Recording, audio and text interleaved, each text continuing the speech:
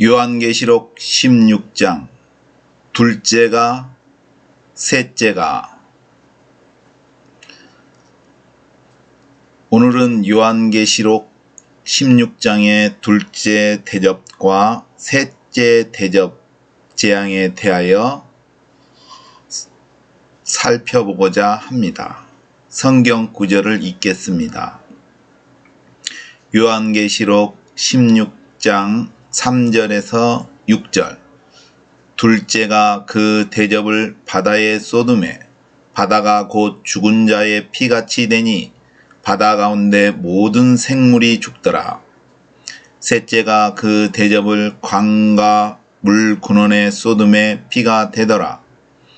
내가 들으니 물을 차지한 천사가 가로되 전에도 계셨고 시방도 계신 거룩하신 이여 이렇게 심판하시니 의로우시도다.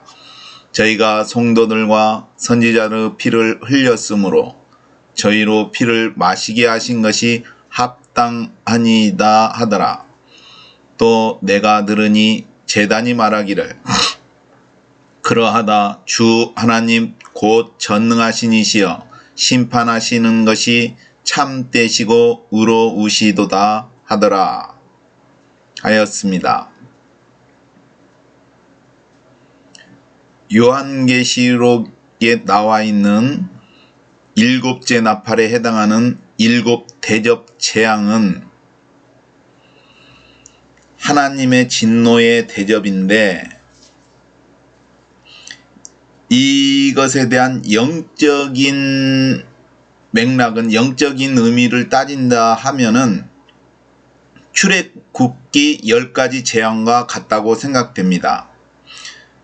즉 출애굽기의 내용이 무엇입니까? 바로 노예 생활을 하던 애굽에서 자유로운 땅, 하나님이 선택한 땅, 그 조상들에게 허락하시고 약속하셨던 그 땅, 가나안 땅으로 인도하는 여정에 있어서 그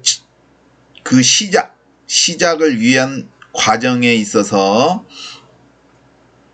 방해가 있었습니다. 즉 애굽 왕 바로는 역사를 하고 있었습니다. 즉 피라미드 같은 것, 어떠한 큰 공사들을 하는데 이스라엘 민족들이 그 공사에 동원되었습니다. 그런데 이스라엘 백성들이 빠져나가면은 그 공사하는 것이 중단되고, 또 한편으로는 애굽의 적들과 이스라엘이 연합하여서 애굽을 칠 수 있다는 그런 생각 때문에, 어처구니 없는 생각 때문에 이스라엘을 못 가게 막았습니다. 즉 출애굽을 방해한 것이죠. 마찬가지로 일곱 대접 재앙을 내리신 이유도 그것과 영적인 맥락이 같다고 생각이 듭니다. 무엇이냐? 즉 이 지구상이 애굽이라면은 하나님 나라가 가나안인데, 하나님께서 이 지구상에 하나님을 믿는 백성들을 하늘나라로 데려가시려고 하는데 못 가게 막는 것이 사단의 역사라고 생각됩니다. 그래서 그 부분에 대한 것을 해결하기 위해서 하나님이 심판하시는 것이 일곱 대접 재앙인데, 그것이 애굽의 10가지 재앙과 맥락이 같다. 영적인 의미로는 사단의 방해라고 생각됩니다. 그래서 심판이 이루어진다고 볼 수 있습니다. 이제 성경 구절을 살펴보면은 피와 같이 된다고 했습니다. 바다가 피와 같이 된다고 했습니다. 이 피와 같이 된다고 했을 때에 바다의 모든 생물이 죽습니다. 즉 우리가 생각해 볼 수 있는 부분들은 있습니다. 왜냐하면은 어떤 미생물이나 세균들은 어떠한 온도가 1도, 2도 사이를 두고 엄청 번성을 합니다. 이게 엄청 번성을 하는데, 쉽게 말해서 바다에도 녹조 같은 경우가 생긴다면은, 온도가 높아져서 녹조 같은 온도에 의해서 녹조가 된다면은 적조라고 하죠. 빨간색이니까 피같이 됐다는 것이, 적조가 생겼을 때에 어떻게 되겠습니까? 그러면은 생물들이 죽습니다. 왜냐하면 산소가 없으니까. 이 적조들이 발생하면서 산소가 부족해지니까 생물들이 죽습니다. 그리고 또한 이 부분을 출애굽의 그 10가지 재앙에 살펴보면은 그 출애굽에 나와 있는 것을 보면은 한번 읽어보겠습니다. 그 출애굽을 통해서 약간 힌트를 얻을 수 있지 않을까 생각을 해봅니다. 출애굽기 7장 14절에서 25절 말씀입니다. 여호와께서 모세에게 이르시되 바로의 마음이 완강하여 백성 보내기를 거절하는도다.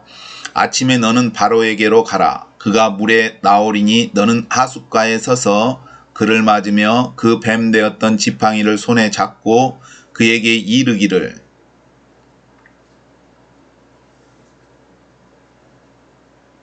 히브리 사람의 하나님 여호와께서 나를 왕에게 보내어 이르시되 내 백성을 보내라. 그들이 광야에서 나를 섬길 것이니라 하였으나 이제까지 내가 듣지 아니하도다. 여호와가 이같이 이르노니 내가 이로 인하여 나를 여호와인 줄 알리라 하셨느니라. 볼지어다 내가 내 손에 지팡이로 하수를 치면 그것이 피로 변하고 하수의 고기가 죽고 그 물에서는 악취가 나리니 애굽 사람들이 그 물 마시기를 싫어하리라 하라. 여호와께서 또 모세에게 이르시되 아론에게 명하기를 내 지팡이를 잡고 내 팔을 애굽의 물들과 하수들과 운하와 못과 모든 호수 위에 펴라 하라. 그것들이 피가 되리니 애굽 온 땅에와 나무 그르대와 돌 그릇에 모두 피가 있으리라. 모세와 아론이 여호와의 명하신 대로 행하여 바로와 그 신하의 목전에서 지팡이를 들어 하수를 치니 그 물이 다 피로 변하고 하수의 고기가 죽고 그 물에서는 악취가 나니 애굽 사람들이 하수물을 마시지 못하며 애굽 온 땅에는 피가 있으나 애굽 술객들도 자기 술법으로 그와 같이 행함으로 바로의 마음이 강팍하여 그들을 듣지 아니하니 여호와의 말씀과 같더라. 바로가 돌이켜 궁으로 들어가고 그 일에도 관념하지 아니하였고 애굽 사람들은 하수물을 마실 수 없으므로 하숫가를 두루 파서 마실 물을 구하였더라. 여호와께서 하수를 치신 후 7일이 지나니라 하였습니다. 즉 물이 피로 변한 것이 지금 계시록에 나와 있는 것뿐만 아니라 출애굽 때에도 하수, 아마 나일강이 그 피로 변한 것이 아닐까. 그 호수가 나일강과 그 주변의 호수들 또 물 있는 곳들이 피로 변한 것이 아닐까 하는 피로 변한 것이 나와 있습니다. 그러면은 여기서 볼 때에 출애굽의 그 내용에 보면은 악취가 난다고 했습니다. 즉 이것을 예상해 보면은 바다가 생물이 죽지 않습니까? 그러면은 바다에 아마 만일 붉은색이면은 적조라고 만약에 예상을 해보면은 온도가 변합니다. 왜냐하면은 이 재앙, 일곱 대접 재앙에도 태양으로 인해서 뜨거운 열기로 그 사람들이 그 상해를 받는데 마찬가지로 그 온도가 높아지는 것이 아닐까 하는 생각을 해봅니다. 그래서 적조가 생김으로 인해서 공기가 적게 되고 이 생명체들이 공기가 없으니까 죽음으로 인해서 또 어떻게 되겠습니까? 이 시체들이 썩어서 생물체, 바다의 물고기들이 썩어서 냄새가 아마 나지 않을까. 왜냐하면은 애굽에 악취가 난다고 했습니다. 그래서 우리가 이게 볼 때 보면은 미세먼지가 중국에서부터 이렇게 날아오지 않습니까? 영향을 받는데 만약에 바닷물이 이렇게 다 그 피같이 되면은 아마 썩어서 그 악취가 나면은 대륙에 살아도 그 악취를 맡을 수 있지 않을까 하는 생각을 해봅니다. 이게 화생방정 같은 것이죠. 여기에도 어항이 있는데 물고기가 이 물속에도 공기가 있습니다. 이게 기포기라고 해서 공기를 넣어주는데 공기를 안 넣어주면은 이것들이 죽더라고요. 이게 우리가 공기를 마시는 것처럼 물속에도 물에 공기가 스며 있습니다. 녹아 있는데 물고기들은 이 공기가 필요한데 적조가 생김으로 인해서 이 공기가 없어지면 아마 생명체들이 다 죽음으로 인해서 또 바다가 악취가 나서 육지에 있는 사람들이 이 냄새로 인하여 고통을 받지 않는가 생각됩니다. 그리고 또한 똑같이 물을 마실 수가 없는 것 같아요. 그래서 사람들이 물에 아마 그 사람들은 이제 그 정화해서 먹을 수지는 모르지만 아무튼 많은 사람들이 물을 구하지 못하고 아마 그 물을 마실 수도 있지 않는가 하는 생각을 해봅니다. 아마 그 물을 마시지만 죽지는 않기 때문에 그 물을 마시지 않을까 하는 생각을 해봅니다. 물을 구할 수가 없으니까.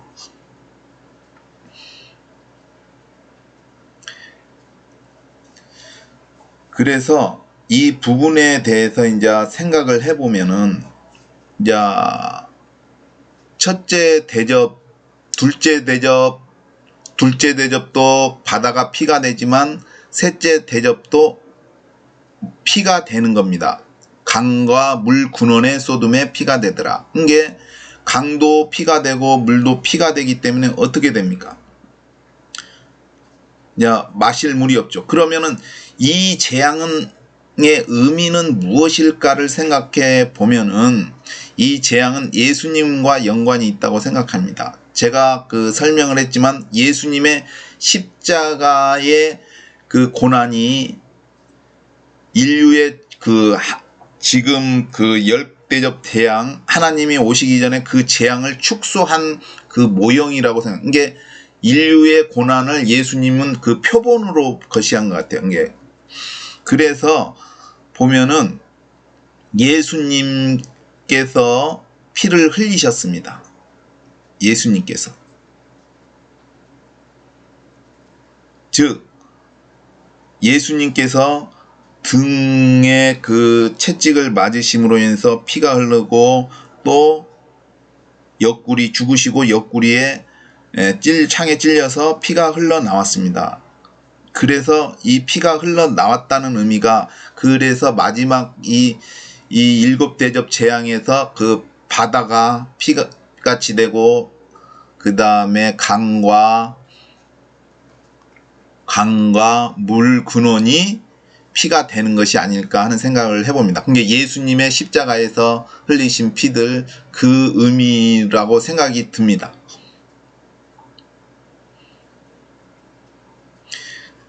그래서 예레미야 2장 13절에 보면 내 백성이 두 가지 앙을 행하였나니 곧 생수의 근원되는 나를 버린 것과 스스로 웅덩이를 판 것인데 그것은 물을 저축치 못할 터진 웅덩이니라. 즉 이게 어떤 의미로는 생수의 근원되는 예수님을 버린 것이 아닐까 하는 생각을 해봅니다. 이 말은 무엇이냐면은 사람들이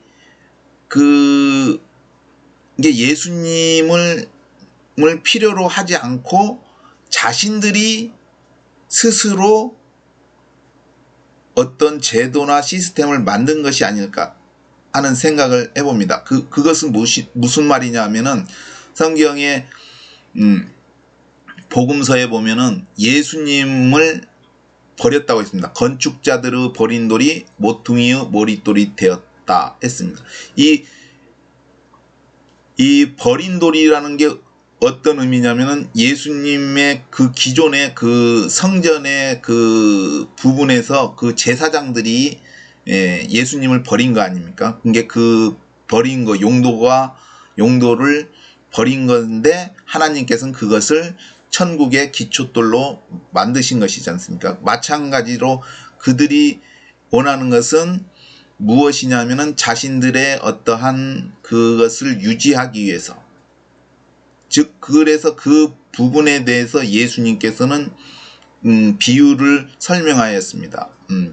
농부들이 농사를 짓는데 임대해서 짓는데 이제 수확철이 오니까 그거 소출을 받으려고 보내었는데 이 소출을 받으러 온 사람들이 누구냐? 선지자들인데 죽이고 채찍질하고 돌로 치고 했는데 이제 나중에는 아들을 보냈는데 아들도 상속자니 죽이고 그의 유업을 차지하자. 이게 영적인 의미는 그거입니다. 그 유업을 차지하자. 이 말이 무엇입니까? 자신들이 그 웅덩이를 판 것이죠. 이게 자신들이 그 물을 저축하려고. 근데 그 물은 저축하지 못한다는 것이죠. 쓸모없는 일을 한 것이죠. 그리고 이제 성경에 보면은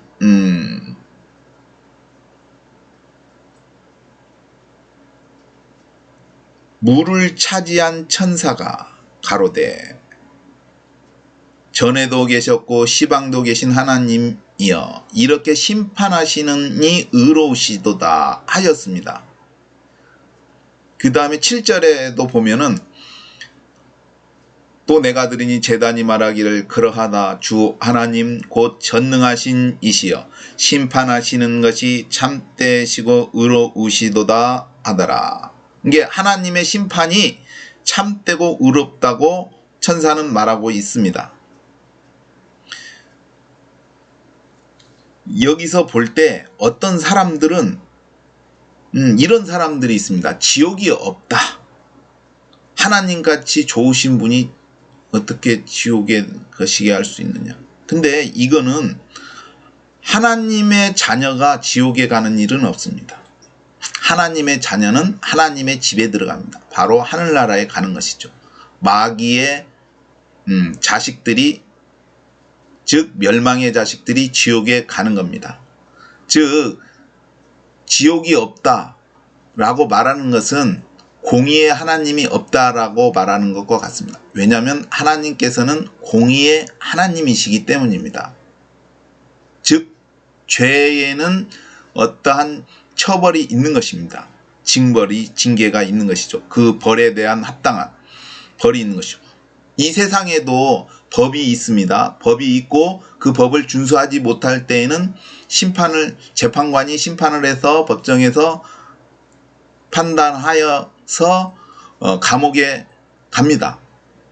그 하물며 하늘나라에도 이 세상에 살았던 것에 대한 부분에 대해서 하나님이 판단하시고 정의롭지 못하면은 지옥에 가게 되는 겁니다. 근데 이런 지옥이 없다고 말하는 사람들은 거짓말을 하는 것입니다. 왜냐하면 하나님께서는 공의의 하나님도 되기 때문입니다. 그래서 성경에 보면은 시편 97장 2절에 보면은 구름과 흑암이 그에게 둘렸고 의와 공평이 그 보좌의 기초로다 하였습니다. 그리고 시편 89장 14절에 보면은 의와 공의가 주의 보좌의 기초라 인자함과 진실함이 주를 앞서 행하나이다 했습니다. 즉 하나님의 보좌의 기초가 무엇이지요? 정의, 의라고 하지만 이건 정의를 말하는 겁니다. 의와 공평, 공평하다. 누구에게나 평등하다는 것이죠. 즉 이 말은 하나님이 의자에 앉아 있는데 의자에 그 받침대, 4개의 받침대가 있지 않습니까? 이것이 공평과 정의를 상징합니다. 이게 부러지면 의자가 제대로 있을 수가 없죠. 넘어지거나 하겠죠. 그러면은 그 부분에 대해서 이제 또 살펴보면은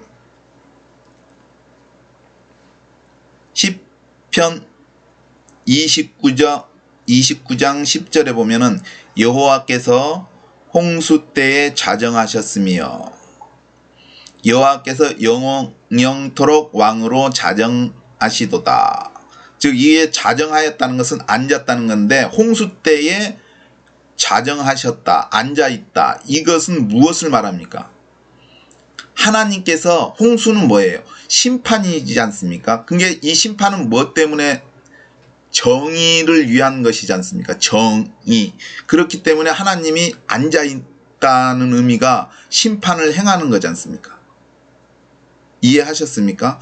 그리고 또 한 가지 계시록 16장 17절에도 보면 일곱째가 그 대접을 공기 가운데 쏟음에 큰 음성이 성전에서 보좌로부터 나서 가로되 되었다 하니 했습니다. 즉 보좌로부터 나서, 성전에서 보좌로부터 나서, 보좌가 뭡니까? 성전에 그 하나님의 보좌, 그 보좌가 뭐예요? 기초가 공평과 정의지 않습니까? 정의의 위에 앉아 있는 거지 않습니까? 즉 심판하기 때문에 그 보좌에 앉아 계시는 것이 아닙니까? 그래서 하나님께서 이 정의로우신 하나님이시기 때문에 이 심판을 하는데 그 보좌가 정의가 있다는 것이죠. 공평과 정의. 그런데 이런 정의를 무시하고 지옥이 없다? 그것은 그분의 생각이지 성경의 말씀과는, 기록된 말씀과는 어긋나는 것입니다. 그래서 그것은 거짓말이라고 성경을 통해서 말할 수 있습니다.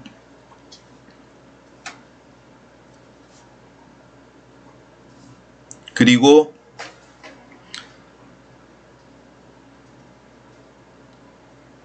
여기에 보시면은 이제 9절에 보면 피를 흘렸으므로 했습니다. 6절에 저희가 성도들과 선지자들의 피를 흘렸으므로 저희로 피를 마시게 하신 것이 합당하니이다 하더라. 이게 무슨 말일까요? 즉 피를 흘렸다는 것은 살인을 한 거겠죠. 그러면 이 부분은, 맥락은 예수 믿는 사람들, 전도하는 사람들, 그런 사람들, 신자들을 죽인 거죠. 성도들을 죽인 것인데, 이 부분에 중요한 것은 아마도 이게 지금 짐승의 시대지 않습니까? 짐승의 시대, 그 7년, 다니엘의 70일의 한 일에 7년에 해당하는 부분인데, 즉 아마도 그 짐승의 표를 받지 않는 사람들을 목베어 막 죽이는데 그 피를 흘린 것이죠. 이게 이 사람들이 저희가 성도들과 선지자들의 피를 흘렸으므로, 이게 그 전부터 흘린 것이지만 궁극적으로 짐승의 시대에도 그 표를 받지 않는 사람들을 죽였기 때문에 그 피를 흘린 것이기 때문에 저희로 피를 마시게 하신 것이 합당하니이다 하더라 했습니다. 그리고 요한계시록 18장 24절에 보면은 선지자들과 성도들과 및 땅 위에서 죽임을 당한 모든 자의 피가 이 성중에 보였느니라 하더라. 즉 그 성중에 피가 보였느니라 했습니다. 선지자들과 성도들과 및 땅 위에서 죽임을 당한 모든 자의 피가 이 성중에서 보였느니라 하더라. 이 성이 어떤 성입니까? 바벨론이겠죠. 근데 바벨론뿐만 아니라 아마 전 세계의 도시들이 그와 비슷한 맥락이라고 생각합니다. 왜냐면은 바벨론이 어머니고 그 세계의 도시들이, 세상의 도시들이 그 자녀이기 때문에 똑같은 양상으로 도시에서 사람을 죽인 것이 아닌가 하는 생각을 합니다. 그렇기 때문에 이 피는 어떤 의미가 있느냐? 그들이 살인을 했기 때문에 그들도 그 피를 마시는 것이 합당하다. 구약에도 보면 피 흘린 것이 있으면, 땅에 흘렸으면은 그 피를 흘린 사람의 피가 그 위에 쏟아져야만이 그 죄가 해결이 됩니다. 이게 살인죄는 사형에 해당하는 것이 맞다고 봅니다. 그리고 마태복음 23장 35절에서 36절에 보면은 이 피에 대해서 예수님께서 얘기했는데, 그러므로 의인 아벨의 피로부터 성전과 제단 사이에서 너희가 죽인 바가랴의 아들 사가랴의 피까지 땅 위에서 흘린 의로운 피가 다 너희에게 돌아가리라. 내가 진실로 너희에게 이르노니 이것이 다 이 세대에게 돌아가리라 라고 말씀하셨습니다. 즉 무슨 말이냐 하면은, 구약 그 창세기에 아벨이 그 가인에 의해서 죽임을 당했지 않습니까? 그 피가 흘려졌는데 그 흘린 피로부터 쭉 해서 의로운 피들이 흘려졌을 거 아닙니까? 선지자들이든지, 예. 그 선지자들이와 그런 피들이 이제 누구까지, 바가랴의 아들 사가랴의 피까지 땅 위에 흘린 그 의로운 피가 이 세대에 돌아간다고 했습니다. 그 세대는 누구냐면은 예수님이 이 말씀을 하신 그 세대. 그래서 로마 시대에 이스라엘이 멸망을 당한 거지 않습니까? 그것이 바로 아벨의 피부터 성전과 제단 사이에서 죽임을 당한 사가랴의 피까지의 그 피의 그 죄값이, 그 피의 값이 그 시대에 처벌을 하신 것이죠. 그래서 로마에 의해서 멸망을 한 것입니다. 그러면은 마찬가지로 생각을 해보면은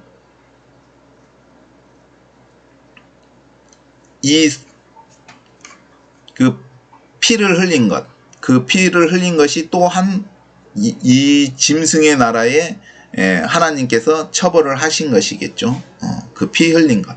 그 이후에 이제 사가랴 이후부터 이제 예수님 재림할 때까지 그 흘린 의로운 피가 바벨론에 이제 그 형벌을 내리시는 거라고 생각합니다.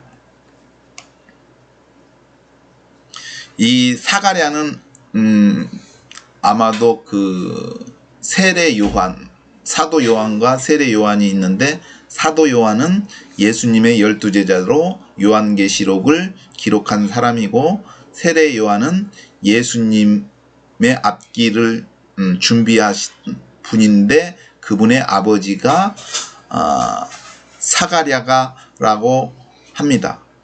그 사가랴가 제사장인데 아마 그분이 성전과 제단 사이에서 아마 죽임을 당한 것 같습니다.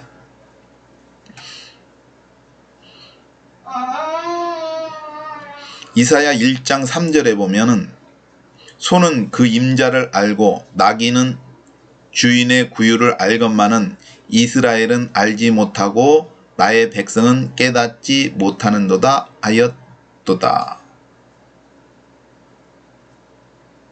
이 구절은 무엇 때문에 적어놓은 것 같은데 까먹은 것 같습니다. 그리고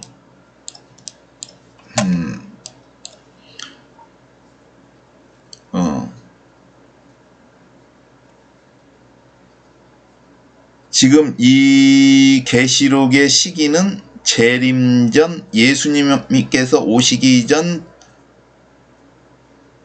7년이 있는데 거기에 3년 6개월 동안 일어날 일, 후 3년 반에 일어날 일을 지금 설명하고 있는 중입니다. 그리고 이 부분은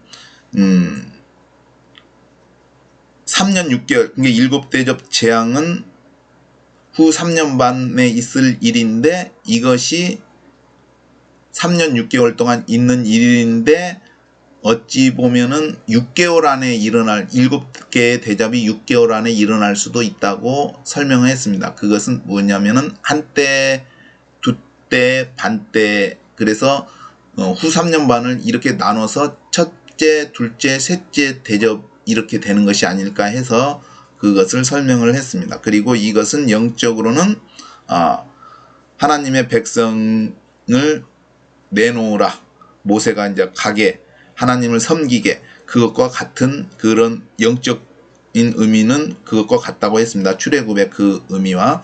그 다음에 이거는 진노의 대접 심판이고, 이것은 일곱 가지 대접은 알곡과 가라지, 곡식과 포도주에서 포도주에 해당하는 그러한 심판, 그리고 바벨론이 포도주 틀, 도시가 한 게 포도주 틀에 해당하는 것이죠. 거기에 있는 백성들이 심판을 받는데, 그러나 하나님께서는 하나님의 백성이 그 심판 받기 전에 그 성에서 빠져나오라고, 내 백성아 거기서 나오라, 그의 받을 죄에 참여하지 말라고 말씀하시기 때문에 이것을 그 때가 오면은 그 성에서 벗어나야 됩니다. 왜냐하면 예수님께서도 예루살렘이 군대에 에워싸이는 것을 보고든 산으로 도망하란가 해서 그